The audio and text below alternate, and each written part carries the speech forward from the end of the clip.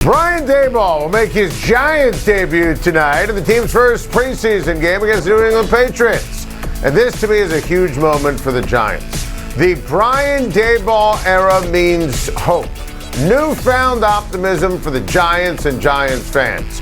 When Brian Daboll and Joe Schein were hired, we called this, at the end of the day, the single biggest moment the Giants have had in 10 years. Finally, they joined the football world. Daboll, a brilliant offensive mind from Buffalo. He helped build Josh Allen into a superstar quarterback. The Giants are going to be buttoned up. The Giants are going to be ready. Giants had a great offseason. They owned the NFL draft.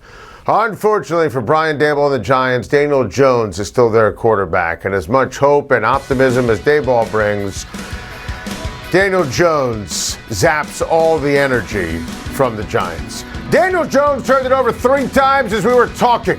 Daniel Jones is a turnover waiting to happen. Daniel Jones cannot be a part of the Giants' plans moving forward. And look, the Giants obviously know that. They didn't pick up his 5th-year option, and where do you want to start? Win-loss record?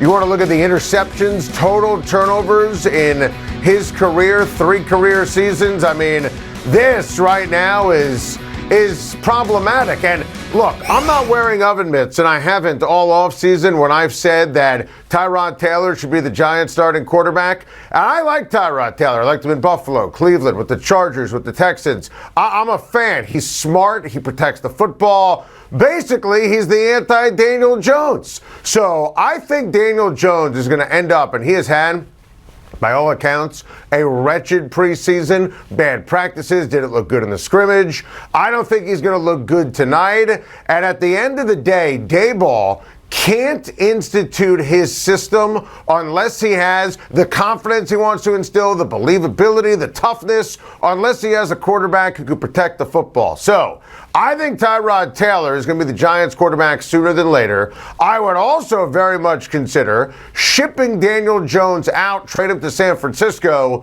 for Jimmy Garoppolo. I think that Brian Daboll is everything the Giants fans, the long-suffering Giant fan, and they haven't won a playoff game in 10 years. 10 years. Daboll is everything they've wanted. I mean, think about it, McAdoo and Shermer and Joe Judge. Just nightmares since they wrongly fired Tom Coughlin.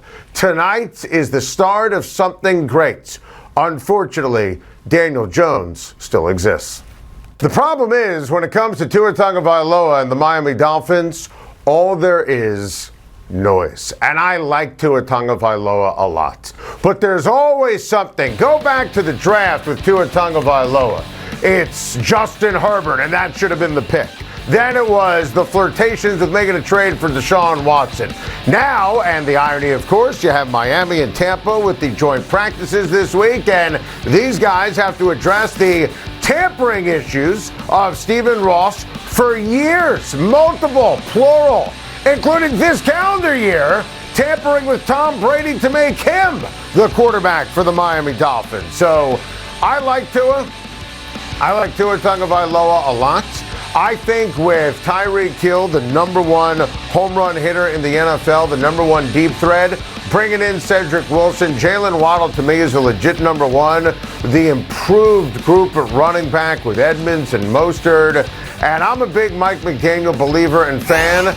I think Tua can absolutely have a great season and lead the Dolphins to the playoffs. But I'm just concerned there's always something. It's Tua and Herbert. It's Brian Flores. It's Tua and Watson. It's Stephen Ross getting suspended. It's tanking. It's tampering. There's so much noise around the Miami Dolphins. And for Tua Tagovailoa, noise is not good. A rough week is right, Aaron Boone. And honestly, the New York Yankees are a bad baseball team. The New York Yankees, this is not a blip. This is a trend of mind-numbing defense, just awful situational hitting, terrible plays in the field, and blowing leads. And when Higashioka, the home run stroker, and Aaron Judge hit home runs, Judge's 45th of his incredible season, you figured, all right, the Yankees are going to get an afternoon game in Seattle, but No, Nasty Nestor, who was excellent on the heels of Cole being excellent, and neither pitcher who started was able to get a dub. All right, give up a single and a Haniger, that's fine. Why would you bring in Abreu? That's horrific. Horrific managerial job by Aaron Boone. And Carlos Santana, smooth. I mean, 0 for his last 17, and he hit an absolute bomb. And look at these nuggets of futility.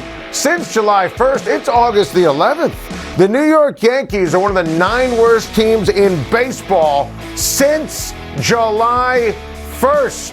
I mean, they're not close to the Dodgers. They're not close to the Mets. The Houston Astros are better, and Houston gets that 1 seed in the American League. There's no way the Yankees are going to win a Game 6, Game 7 of the ALCS in Houston, if they even make it that far. There are injuries, bad managerial decisions, awful offense, bad defense. The New York Yankees have turned into, right before our very eyes, a bad baseball team. This is shades of 2021. This is not some random dog days of summer fluke. It almost makes you think that April, May, and June were just that.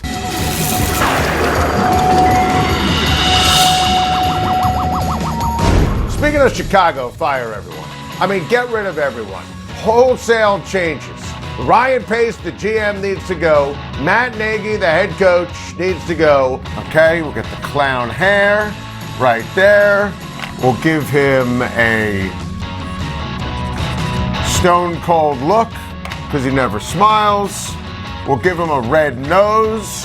And in case you're confused who that is, a clown show, that is Matt Nagy. His coaching as beautiful as my handwriting. Please, I never want to see Matt Nagy's face ever again. Welcome back to Schein. Epic Throwback Thursday there, and we killed Matt Nagy for years, obviously. And once the Bears fired him, I hoped I would never see his face again. But what do you know? There's his face right there on your television screen, and it makes me sick. And honestly, if you're a Bears fan, and we've got Chiefs Bears because the NFL apparently has a sense of humor to start the preseason for Nagy's first game since he's been fired as the Bears head coach. I mean, listen, he ruined that franchise. I mean, I kept screaming how many times, get Matt Nagy off my TV. And it's crazy when you stop and think about it. Matt Nagy, well-respected offensive coordinator, well-respected quarterback coach.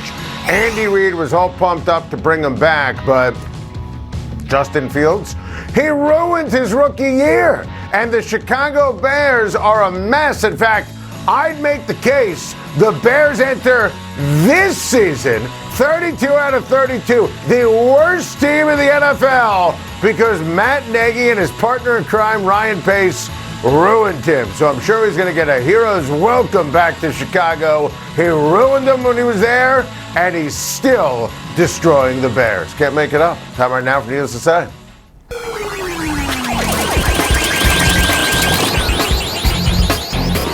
Needless to say, Doug Peterson should expect huge things out of Trevor Lawrence this season. And I'm telling you, I think this marriage is going to be great. And Trevor Lawrence is expected to play in the Jaguars preseason game coming up.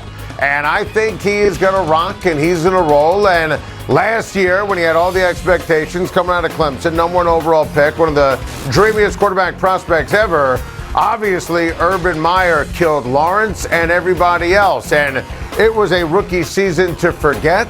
I think this is going to be, under Peterson, a sophomore year to remember. And I think the Trevor Lawrence hype is real. I think he's going to be superb. I think Trevor Lawrence is going to have the second season that everyone expected for him as a rookie. And I still think he's going to be a franchise quarterback. Forget last year.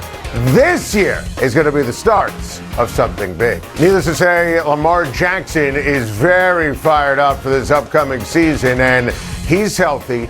He's not worried about the contract, and Lamar Jackson has to play like an MVP this season. And I I think he will. I think Rashad Bateman is going to have a dynamite season at the wide receiver position. J.K. Dobbins is off the PUP list, and I think he's going to have the season I expected him to have a year ago before he got hurt. Jackson is tremendous, and anyone who says anything else is just a hater looking for attention.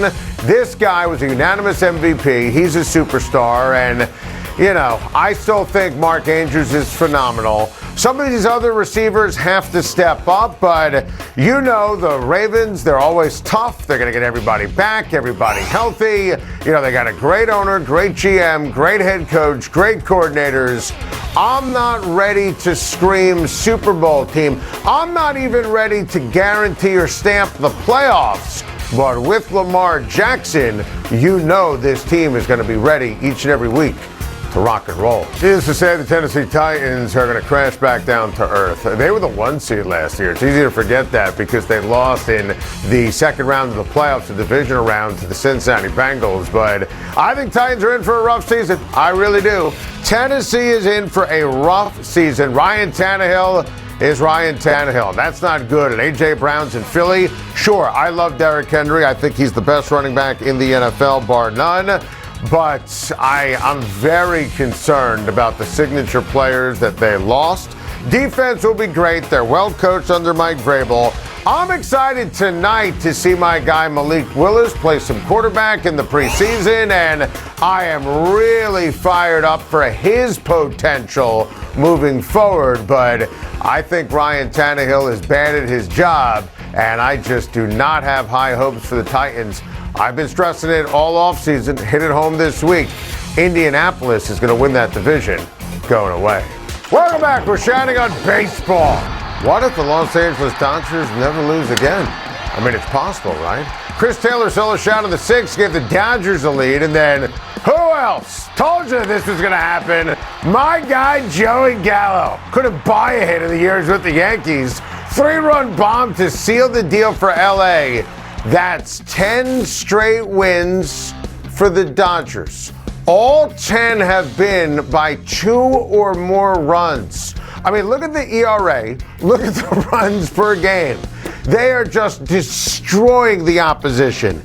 The LA Dodgers are a machine. They're the team to beat for the World Series. Now, the only team that I think is close to the Dodgers, the Mets, who won their 6th straight game last night in dominant fashion. And watching the Mets play, simply amazing. Francisco Lindor, worth every single penny. He has had a tremendous season for Buck Showalter's team. And here's the deal when it comes to the Mets. You have the superstars, the role players. The starting pitching has just been superb. The bullpen has been lights out. The Showalter culture is amazing. I mean, another great graphic by our team in terms of hitting home the sheer domination of the New York Mets. I think if we're doing an official Time to Shine baseball power rankings, it's clear. Dodgers are the best team in baseball. The Mets are clearly number 2. The Padres offense firing on all cylinders last night, scoring 13 runs to take the series win from the San Francisco Giants. And how about my guy Brandon Drury with the go-ahead 3-run bomb? Listen, we said this needed to happen. You know, after the Soto deal and the trade deadline for Drury and for Bell and for Hader, you know, they won the 1 game, 5-game losing streak, got destroyed in 3 games in L.A. Then they lost that first game to San Francisco, and we said, look, you have to take the next 2. Boy, did they ever take the next 2. And this is what we expect. This is not some little engine that could fluke story here. When you trade for Juan Soto, when you have a deadline like this, the goal for the Padres is to take everything that I just said about the Dodgers and the Mets and basically prove people like me wrong. The Padres should be hot enough down the stretch of the season, dog days of summer, into the fall, into the playoffs, where we're doing a topic on Time to Shine. Will the Padres wreck the postseason and dominate the National League? That's the stated goal. That's how good the talent is. I think it was all about getting the confidence level Daboll getting it back, everyone together. You know, I'm sure everyone was pressing after the deadline. They're getting Fernando Tatis Jr. back. Love what I saw. Not surprised. Love what I saw by the Padres the last 2 days. Now, keep it going. On to another piping hot National League team. The Philadelphia Phillies managed to score 4 runs off of NL Cy Young favorite Sandy Alcantara and win their 7th straight game. How about the 3-run 8th inning to give the Phillies the 4-3 lead to seal the deal? This is the Fightin' Phils personified. The crowd was into it. Philly, when they're going right, these Philly fans, they don't get enough credit. You always think of the Eagles and you think of the Flyers and the Sixers. The Philly baseball fan is amazing. And this is what we expected from Philly all season long. And they've been playing brilliant baseball since they fired Joe Girardi, just like the Padres. This is not some little engine that could sneak into the postseason. This is what we expect. The pitching's been great. The bullpen's been great. Phenomenal job here by the Philadelphia Phillies. That was a heck of a comeback win last night. Thank you for watching. Please like and subscribe. And don't forget to hit the bell for more videos.